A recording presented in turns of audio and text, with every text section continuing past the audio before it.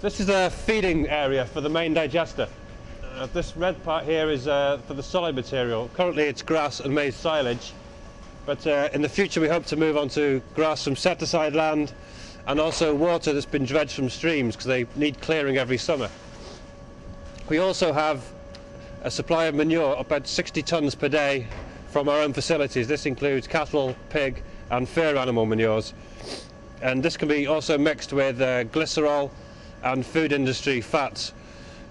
All these are then pumped in a specific dose into this big module behind, and then that is put into the digester as a completely mixed feed, preheated to 52 degrees.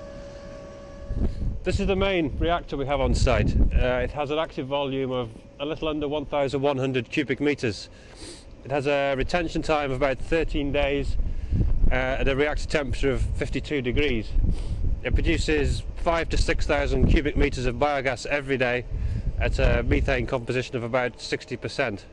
The gas from the main reactor is stored in these large storage tanks across the road. We have 3 of these, and the slurry is also stored in there, and a little oxygen is added to the gas before it's brought into the desulfurization unit that we have here, where the gas is cleaned by a biological process to a few tens of ppm of hydrogen sulfide. The gas is also cooled by the refrigeration unit to remove a great deal of the water in the gas. The cooled gas is then transported up to the main site at Fowland, where it's burnt in the gas engines to produce electricity and heat energy for the site. This is the control room for the CHP unit. We have a single 625 kilowatt engine which produces about 10,000 kilowatt hours per day of electricity and also about 13,000 kilowatt hours of heat energy. The heat energy is utilised on site for hot water and heating of our research facility, and the electrical output is sent to the grid, and it's approximately enough to supply electrical energy to 2,000 homes. This is the decanting centrifuge. The main principle is that here in the animal farming areas there's excessive phosphorus, so this can separate the manure into about 30% dry matter, and that dry matter contains about 60% of the phosphorus. So this can then be exported to arable land where there's a bit of a deficit, so we can better balance the spread of phosphorus. This is the biological filter area of the biogas plant. Ventilation from all the tanks and the research hall and, well, every building we have here with any form of odour in it. The air is brought out by this pump and put through this wood chip filter where it's biologically clean to reduce the odour of the plant. This is the feeding area for the pilot plant. You see here we have 2 inputs for solid materials, which could be a silage, which we have recently, but soon we're hoping to work more on crops from set-aside land. As there's less grazing at the moment, we have a bit of an excess here in Denmark. The solid material can be mixed with manure from 4 separate pre-tanks, and it goes into these modules behind, so a separate dose is made each time we want to feed, so a precise combination of whatever we want can be mixed together and pumped into the digester, preheated to 52 degrees. This is the research building where we have 2 pilot scale reactors of 30 cubic meters and 2 of 10 cubic meters. These can be connected in any number of configurations for single or multiple serial digesters.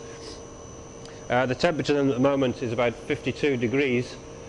We're currently running some experiments based on manure and pre-treatment thereof, the hydrolysis of manure at about 70 degrees. Future work, we're hoping to look at manures from organic sources so that these can be examined for the greenhouse gas balances before and after digestion. In this room we have online monitoring pH, redox, conductivity probes from each digester, and we have some plans for the future for online near-infrared monitoring of the process. We have this scale of digesters because we believe it's far more representative of a real process. Many places use very small digesters of just a few litres, but here we have many cubic meters, so we have something that's far closer to the real thing.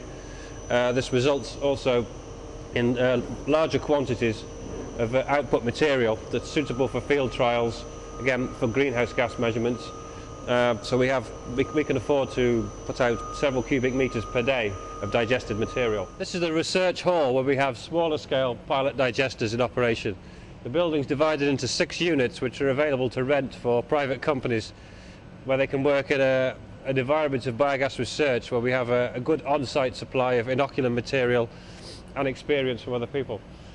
These digesters are a little over 100 litres each, and they're currently running on grass and maize silage and also chicken manure, where we're doing a few experiments at the moment. Part of our experiments here involves the development of online near-infrared spectroscopy for measurement of the biogas process and hopefully development of early warning systems to prevent process failure. This is working at the moment on this chicken manure digester here. This is an ongoing experiment.